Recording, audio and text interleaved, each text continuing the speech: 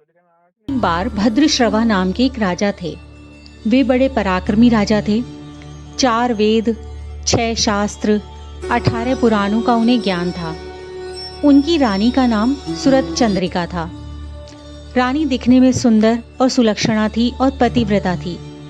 उन दोनों को 7 पुत्र और उसके बाद एक कन्या का वरदान मिला था। कन्या का नाम श्यामबाला था।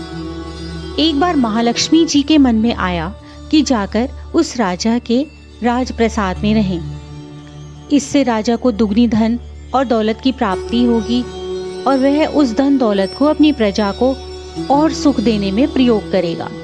यह सोचकर श्री महालक्ष्मी जी ने बूढ़ी ब्राह्मणी स्त्री का रूप धारण किया। हाथ में लाठी लिए लाठी के सहारे रानी के द्वार तक पहुंची। यद्यपि उन्होंने बूढ़ी औरत का रूप धारण किया था, पर उनके चेहरे पर देवीय तेज था। उन्हें देखते ही एक दासी सामने आई और उनसे उनका नाम, धाम, काम और धर्म पूछ डाला। वृद्ध ब्राह्मणी का रूप धारित महालक्ष्मी ने बताया, बालिके, मेरा नाम कमला है। मेरे पति का नाम भुवनेश है। हम द्वारिका में रहते हैं। तुम्हारी रानी पिछले जन्म में एक वैश्य की पत्नी थी। वह वैश्य गरीब था।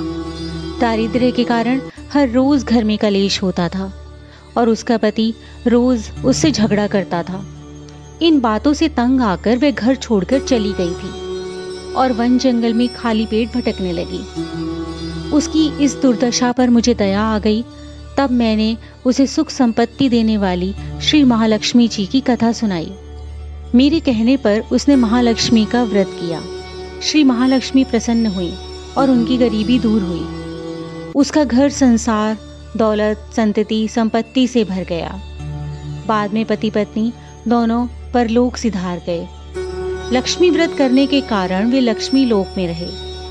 उन्होंने जितने साल महालक्ष्मी का व्रत किया, उतने ही हजारों साल उन्हें सुख भोग मिला। इस जन्म में उसका जन्म राजघराने में हुआ है, परंतु वह श्री महालक्ष्मी का व्रत करना भूल गई है। उसे याद दिलाने ही मैं यहाँ आई हूँ।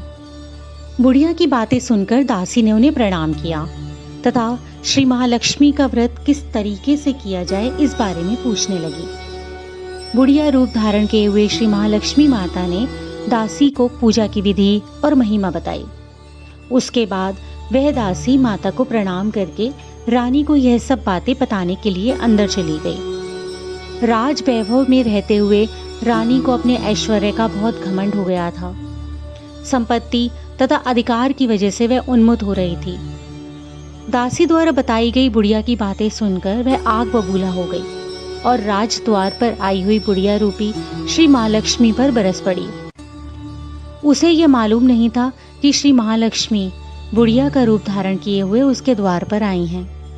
परंतु रानी का इस तरह रूखा बर्ताव और अपना अनादर देखकर माता ने वहां ठहरना ठीक नहीं समझा। वे वहां से चल पड़ी।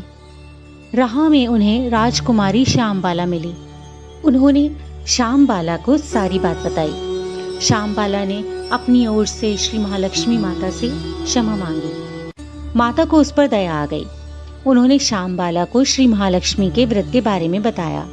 उस दिन अघन मार्गशीर्ष माह का पहला गुरुवार था। श्यामबाला ने परम श्रद्धा से श्री महालक्ष्मी का व्रत किया। फलस्वरूप राजा सिद्धेश्वर के पुत्र मालाधार से उसका विवाह हो गया। वह धन दौलत, ऐश्वर्य और वैभव से मालामाल हो गई। पति के साथ ससुराल में आनंद से दिन बिताने लगी। इधर श्री महालक्ष्मी का रानी पर प्रकोप हुआ। फलस्वरूप राजा भद्रश्रवा का राज्य एवं राज कारोबार नष्ट हो गया। यहाँ तक कि खाने के भी लाले पड़ गए। ऐसी हालत में एक दिन रानी ने राजा से निवेदन किया कि हमारा दामाद इतना बड़ा राजा है, धनवान है, ऐश्वर्यशाली है, क्यों न उसके पास जाएं, अपना हाल उसे बताएं, वह जरूर हमारी मदद करेगा। इस बात पर राजा भद्रश्रवा दामाद के पास रवाना हुए। राज्य में पहुंचकर एक तालाब के किनारे थोड़ी देर विश्राम लेने के लिए ठहरे। तालाब से पानी लेने आते जाते दासियों ने उन्हें देखा। उन्होंने विनम्रता से उनकी पूछताछ की। जब उन्हें यह मालूम हुआ कि वे रानी श्यामबाला के पिता हैं, तो दौड़ते हुए जाकर उन्होंने रानी को सारी बात बताई। रानी ने दासी के हाथ राज परिधान भेजकर बड़े ठाठ से उनका स्वागत किया और आदर सत्कार किया, खान पान करवाया। तब वे लौटने लगे तो सोने की मोहरों से भरा हुआ एक घड़ा दिया। राजा भद्रशर्वा जब वापस लौटे तो उन्हें देखकर रानी सूरजचंद्रिका बहुत खुश हुई। उन्होंने सोने की मोहरों से भरे हुए घड़े का मुंह खोलकर देखा, पर हाय राम, यह क्या? घड़े में धन दौलत के बदले कोयले मिले। वह सब श्री महालक्ष्मी के प्रकोप के कारण ही हुआ था। इस तरह ही दुर्दशा में और कई दिन बीत गए। इस बार रानी स्वयं अपनी कन्या के पास गई। वह दिन अघन मास का अंतिम गुरुवार था। श्यामबाला ने महालक्ष्मी का व्रत किया, पूजा की, अपनी माता से भी व्रत कराया। उसके बाद रानी अपने घर आई। श्री महालक्ष्मी का व्रत रखने पर उसे फिर से अपना राजपाट, धन दौलत, ऐश्वर्य प्राप्त हुआ। वह फिर से सुख, शांति और आनंदमय जीवन बिताने लगी। कुछ दिनों के बाद राजकन्या श्यामबाला अपने पिता के घर आई। उसे अपने घर देखकर सूरजचंद्रिका को पुरानी बातें याद आईं। यही कि श्यामबाला ने अपने पिता को घड़ा भरकर कोयला दिया था और उसे कुछ भी नहीं दिया। इसी कारण श्यामबाला को पिता के घर आने पर उसको कोई आतिथ्य नहीं हुआ, बल्कि अनादर हुआ। पर उसने किसी बात का बुरा नहीं माना। उसने अपने पिता के घर से लौटते हुए थोड़ा सा नमक ले लिया। अपने घर आने पर उसके पति ने पूछा, अपने मायके से क्या लाई हो? इस पर उसने जवाब दिया, वहां का सार लाई हूँ। उसके पति ने पूछा, इसका क्या मतलब हुआ? श्यामबाला ने कहा, थोड़ा धीरज रखें, सब मालूम हो जाएगा। उस दिन श्यामबाला ने सारा भोजन नमक डाले बिना बनाया और परोसा। पति ने खाना चखा। सारा खाना नमक के बिना था, इसलिए स्वाद नहीं था। फिर श्यामबाला ने थाली में नमक डाला, उससे सारा भोजन स्वादिष्ट लगने लगा। तब श्यामबाला ने पति से कहा, यही है मेरे मायके से लाया हुआ सार। पति को उसकी बात सही लगी। फिर वह दोनों हंसी मजाक करते हुए भोजन करने लगे।